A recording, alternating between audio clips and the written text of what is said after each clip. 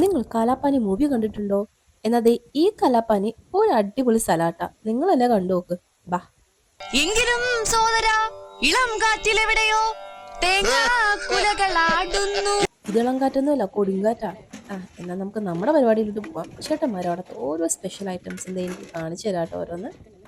വയൽ കപ്പലും ബോട്ടും ഒക്കെ ഉടനെ ഉണ്ടായിരുന്നു. ബിക്കോസ് അത്രയ്ക്കേറെ കാണാനും കഴിച്ചപ്പോൾ അതിലേറെ രുചിയുണ്ടായിരുന്നു. നിങ്ങൾ തന്നെ അവിടുത്തെ മെനു ഒക്കെ ഒന്ന് നോക്കിയേ.